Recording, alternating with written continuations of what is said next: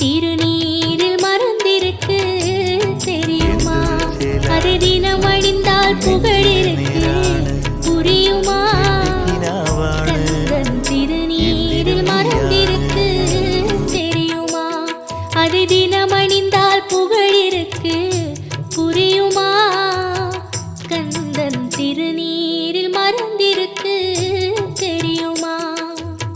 நெற்றிக் கண்ணில் பிறந்தவனே தெரியுமா? அவனை சுற்றி வந்தால்